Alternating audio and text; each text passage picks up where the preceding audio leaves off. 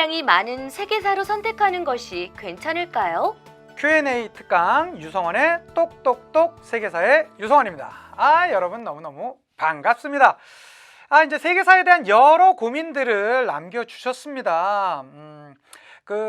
이제 첫 번째 시간이고요. 아마 여러 학생들이 최대 고민을 많이 갖고 계실 거예요. 선생님, 이 세계사 과목 선택하고 싶은데 과연 이거 선택해도 괜찮나요? 라고 여러 학생들이 질문을 해주십니다. 여러분이 생각하시기에 세계사라는 과목은 어떤 과목인 것 같아요? 한번 생각해 봅시다. 세계사는 어떻다, 세계사는 어떻다. 아마 여기저기에서 많이 말씀을 들으셨을 거예요.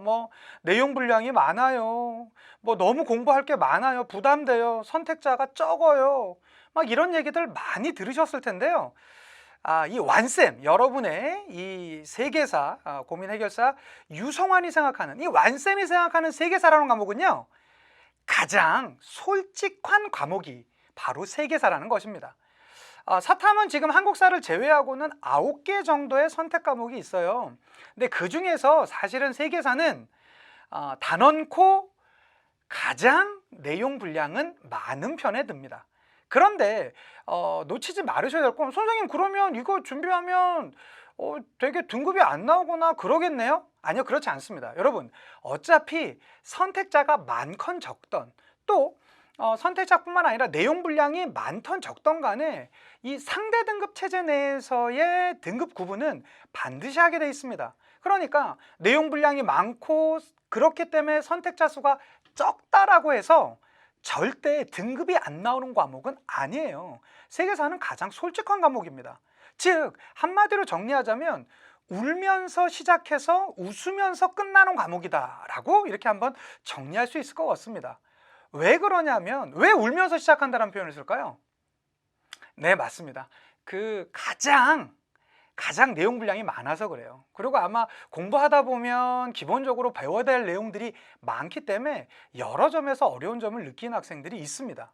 그런데 우리가 더 중요하게 여겨야 될 건 울면서 시작한다는 게 아니에요. 시작은 언제나 다 할 수 있는 거잖아요. 근데 중요한 건 그 결과, 끝날 때 어떠냐는 것이죠. 끝날 때는 웃는 과목이 바로 세계사라는 겁니다. 왜 그럴까요? 이건 솔직해서 그래요.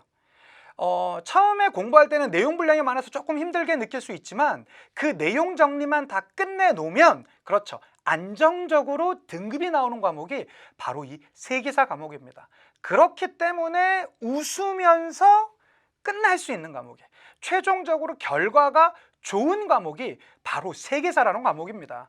자, 그런 의미에서 저는 강력하게 여러분들이 세계사를 한번 선택해 주셨으면 좋겠다라는 생각이 듭니다. 이 완쌤을 믿고 한번 선택해 주세요. 아마 분명히 후회되지 않는 그런 선택을 하셨으리라 그 시간이 지나서 그렇게 생각해 주시면 되겠습니다. 분량은 기본적으로 많습니다. 그것을 무시할 수는 없을 것 같아요. 그렇지만 내용 정리만 끝나게 되면 충분히 좋은 결과를 받을 수 있는 과목이 바로 세계사입니다. 그러면 세계사는 어떤 학생들이 선택하면 좋을까요?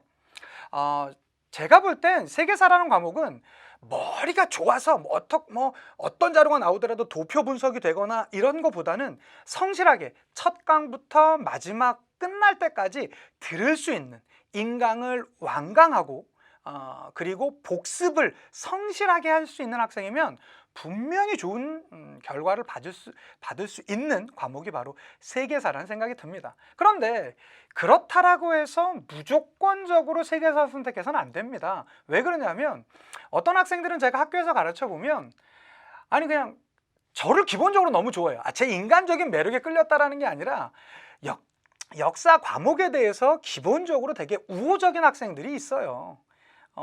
그런 학생들은 당연히 세계사 선택하면 좋겠죠. 선생님, 그러면 역사를 무조건 좋아해야지만 선택할 수 있나요? 아니요, 그렇지도 않습니다. 적어도 싫어하지만 않으면 돼요. 어떤 학생들은, 제가 지금 담당하고 있는, 저도 올해 고3 담임인데요, 3학년이니까 너 다른 과목 해봤자 5, 6등급 이렇게 나오고 하는데 세계사에 내가 이거 하면 최소한 3등급 안에는 해줄 수 있도록 선생님이 만들어 줄게 라고 하는데요, 그 학생들이 그럽니다. 선생님, 저는요 거의 역사라는 말만 들으면, 세계사라는 말만 들으면 머리가 지끈지끈 아프기 시작해요 라고 고백하는 학생들이 있어요. 그런 학생들은 어쩔 수 없습니다. 그런 학생들은 선택하지 않는 게 좋습니다. 그러니까 적어도 세계사를 선택하기 위해서는 싫어해서는 안 돼요. 역사라는 과목이 딱 들어보면 저 과목 괜찮은데? 저거 그때 무슨 일이 있었을까? 이거 나쁘지 않은데? 좀 재밌는데? 흥미로운데? 이런 학생들이 선택해 주시면 돼요. 그러니까 기본적으로 세계사는 내용 분량이 많고 선택자 수도 많지 않습니다. 그렇지만 가장 솔직한 과목이라는 거, 이거 잊으시면 안 됩니다.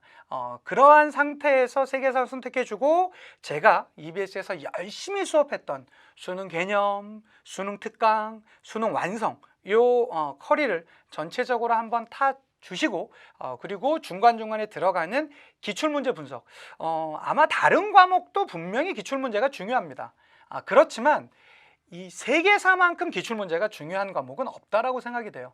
왜 그러냐면 이 기출문제에 있는 지문이라든가 그 내용, 이것이 거의 동시에 거의 재생되다시피 반복되는 과목이 세계사이기 때문에요.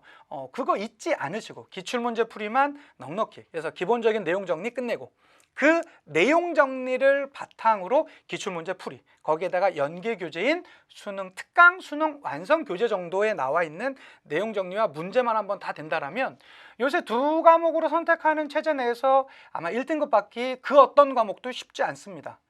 그 어떤 과목도 쉽지 않습니다. 세계사도 당연히 통계학적으로만 보면 마찬가지겠지만요.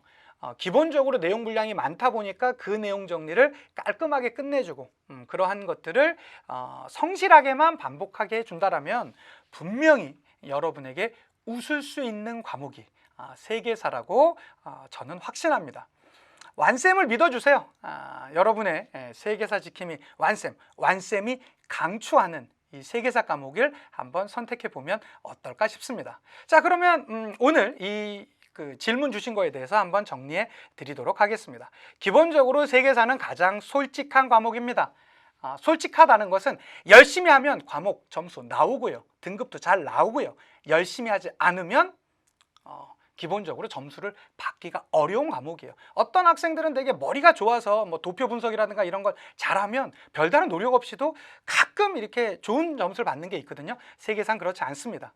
그러니까 부담되니까 울면서 시작하지만 결과적으로 잘만 끝내놓으면 웃으면서 끝내는 과목이 바로 세계사라는 과목입니다. 내용 분량이 많지만 그것을 정리만 해놓으면 결과를 받을 수 있는 과목, 머리가 좋은 학생보단 성실한 학생을 원하는 과목, 그리고 역사 과목에 대해서 조금은 우호적인 학생들만 된다라면 바로 이 세계사 완쌤과 같이 공부하면 분명히 좋은 점수 받을 수 있을 거라 확신하며 여러분에게 강추합니다. 자, 여러분의 세계사 고민 해결사 유성환이었습니다. 다음에도 여러 질문들 있으면 Q&A라든가 여러 루트를 통해서 올려주시면 제가 성실히 답변 드리도록 할게요.